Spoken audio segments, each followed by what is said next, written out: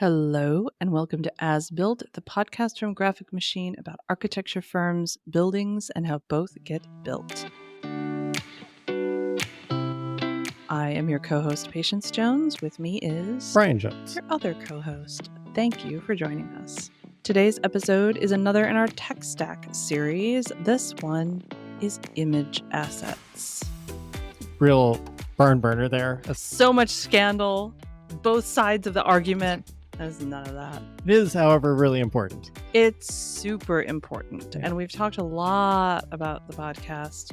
We haven't talked a lot about the podcast. We've talked a lot on the podcast about the importance of images and the composition of images. This is not that. This is the technical component of the image assets and making sure that the technical specifics of the images are correct, regardless of composition.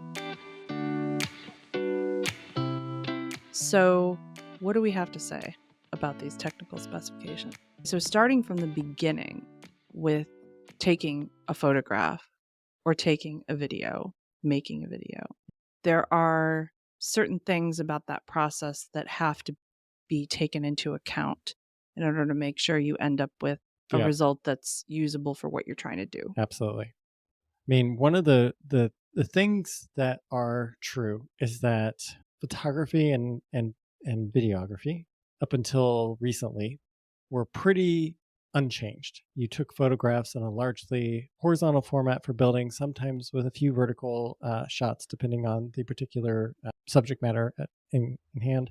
But by and large, that was the only consideration that you had when you were collecting assets. You might need to be concerned if you had a nice mixture of external images versus internal images, whether or not you focused on any details. Those were the primary considerations. That is really subject matter considerations and not necessarily presentation considerations that you have to take into account. And I think that's really what we're probably more focused about in this particular episode. So, one of the main uses for photographs nowadays is website and social media.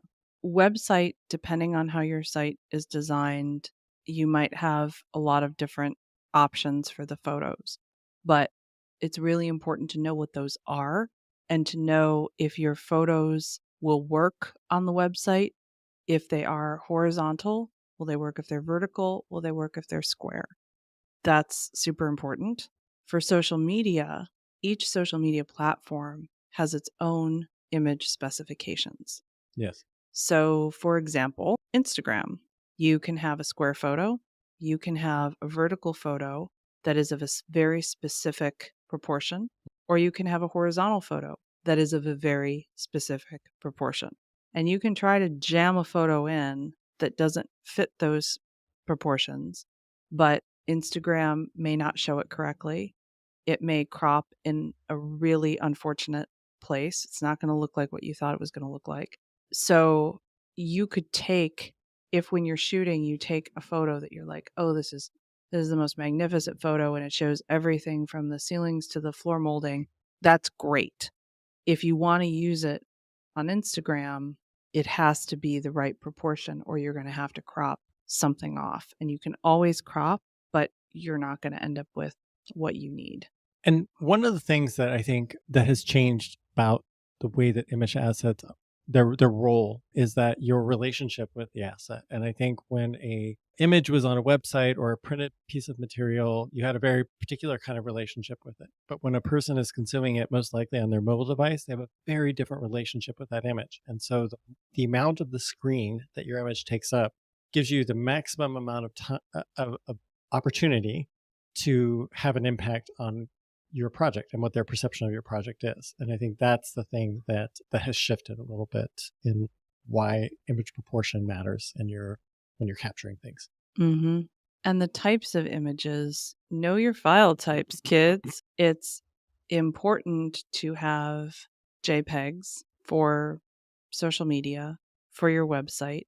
WebP, or web images, is a new format that Google rolled out for images on websites, and Google claimed that it was better resolution and they would look more favorably upon your photos if you use this format.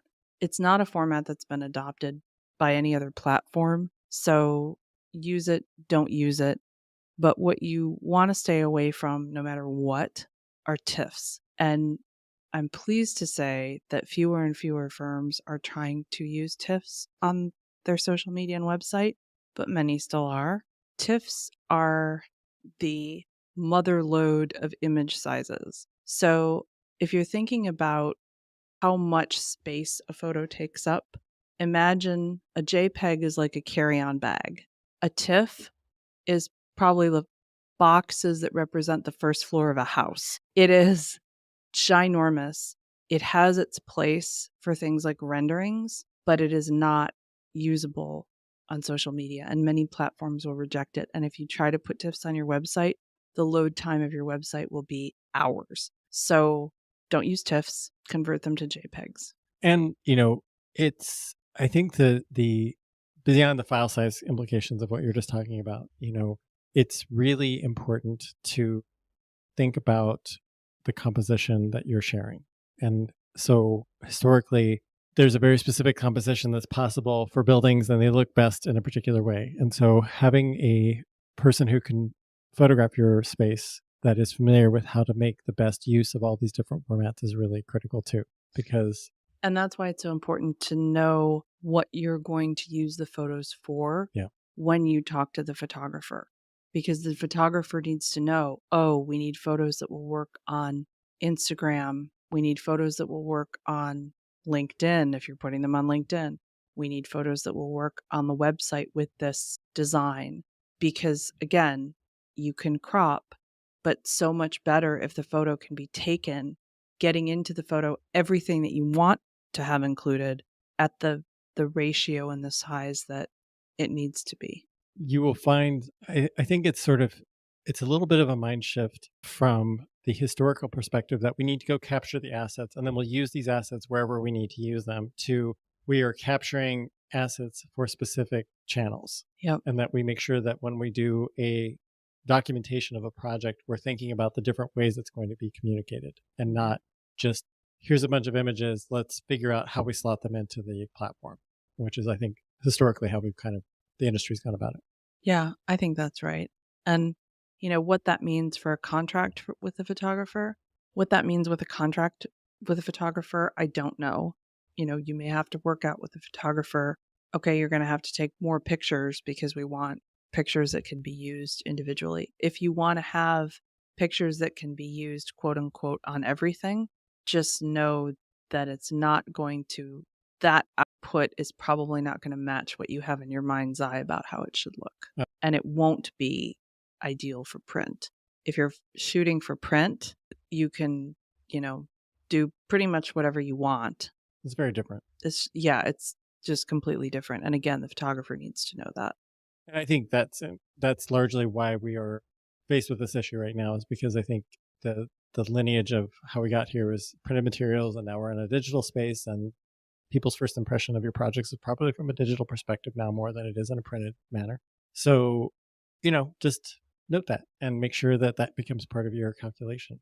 And if, without getting into the merits of any particular compositions, just keep in mind, if somebody's looking at this photo as they're scrolling through Instagram on their phone, the size of that photo is much, much, much smaller than if they're looking at it on, your website on a giant screen desktop. So if the photo that you've taken is intended to show, a wide scale project, but also to see lots of detail, that's not going to work on a phone. It's just going to be lost. And that may be okay, but know that that's going to happen. Absolutely. Big takeaways. Big takeaways. Understand the difference in file types. Communicate with your photographer before they take the pictures. Make your shot list of not only what you need to have photographed, but where it's going to be used and on what platform. And then just do that. And if you don't want to, that's okay. But then be prepared to crop. Which is less than ideal. ABC, always be cropping. On that note. Yes, on that note. Thank you for joining us. We'll see you next time.